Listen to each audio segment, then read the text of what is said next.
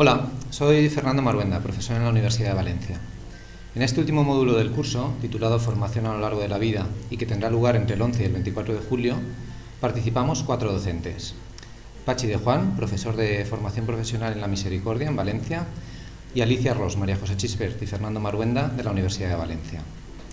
El apartado primero, Programas reglados de formación, acreditación y cualificaciones profesionales, está a cargo de Pachi.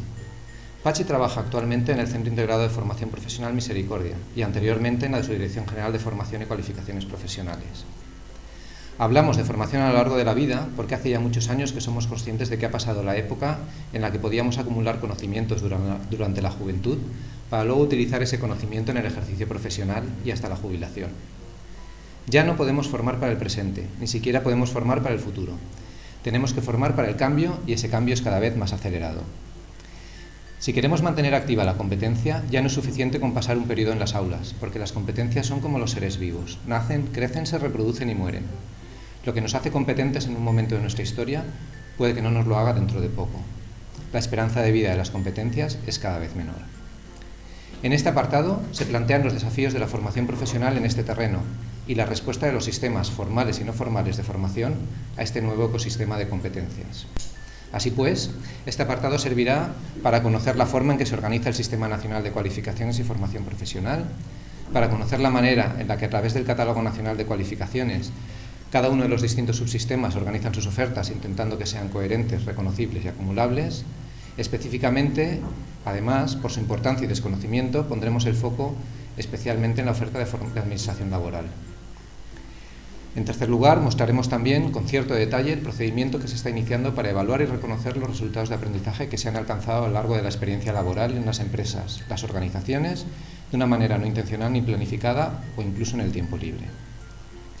Del apartado segundo, otros programas formativos no reglados, se encarga Alicia, que además de trabajar en la universidad, ha estado muchos años en formación para el empleo. En este apartado se parte del concepto de programa formativo no reglado que desarrolla la llamada formación profesional para el empleo.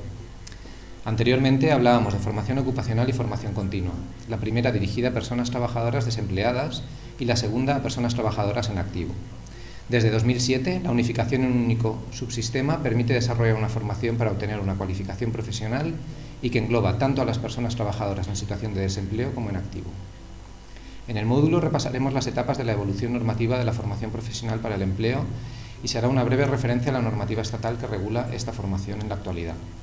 En segundo lugar, nos centramos también en los programas formativos no reglados que posibilitan la formación profesional y que están desarrollados por el Servicio Valenciano de Empleo y Formación, como organismo encargado de impulsar y ejecutar la política de la Generalitat Valenciana en materia de intermediación en el mercado de trabajo y de orientación laboral, así como las políticas activas de empleo y de formación. Por último, dedicaremos un apartado también a los requisitos del profesorado que imparte la formación profesional para el empleo. Este segundo módulo servirá para conocer la normativa que regula la formación para el empleo, también para saber identificar las características principales de los distintos programas de formación para el empleo, para orientar al alumnado sobre las distintas posibilidades de formación no regladas que pueden ayudarles a completar o a mejorar su cualificación y, por último, para reflexionar sobre los requisitos del profesorado que imparte o que puede impartir esta modalidad formativa. La tercera sección, competencias transversales, la ha preparado María José, que lleva años trabajando desde una fundación y también desde la universidad en este asunto. Las competencias transversales las podemos definir como un conjunto de conocimientos, capacidades, habilidades y actitudes de amplio alcance, necesarios para dar respuesta a situaciones personales y laborales de distinta complejidad. Se caracterizan por ser transferibles y, por tanto, aplicables en muchas situaciones y contextos.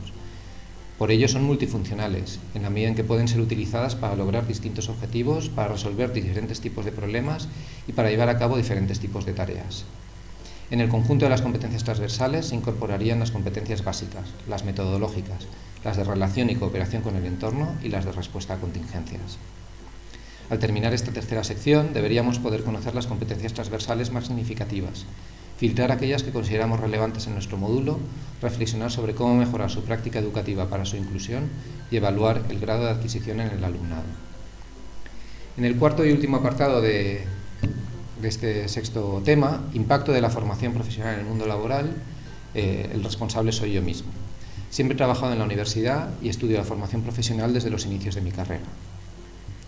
Muchas voces reclaman que la formación profesional dé respuestas a las demandas del mundo laboral. Con frecuencia, esas mismas voces no son capaces de definir bien cuáles son esas demandas, y cuando lo hacen, las formulan en términos tan cortoplacistas que difícilmente la formación profesional puede responder.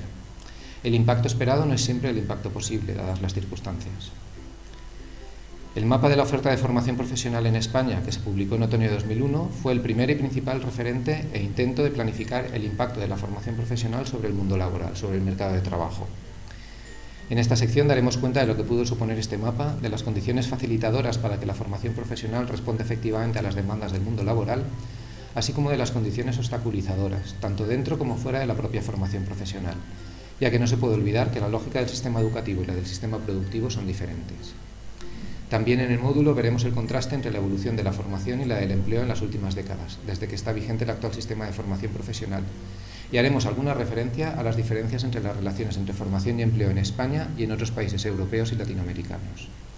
Al terminar esta sección, dispondremos de alguna información que nos ayude a valorar las opiniones a favor y en contra de la capacidad de respuesta de la formación profesional, así como algunas de las condiciones que posibilitan o dificultan su impacto. Sin embargo, sobre todo, tendremos algún argumento más para formarnos nuestro propio juicio ante estas demandas que se le plantean a la formación profesional y poder así hacer frente de forma mejor a las críticas, a la vez que incidir mejor todavía sobre el mundo laboral. Finalmente, y para concluir, proponemos una única actividad práctica que sirva para evaluar todo el bloque de los 4 docentes que tenemos a cargo este módulo. Queremos presentar un caso ficticio de una persona que quiere completar su cualificación en un área determinada relacionada con la familia profesional del alumno de este certificado, pidiendo que vuestra actividad sea la de elaborar un consejo orientador sobre posibilidades formativas. Para trabajar el caso os propondremos mejor varias preguntas breves. Muchas gracias, hasta pronto.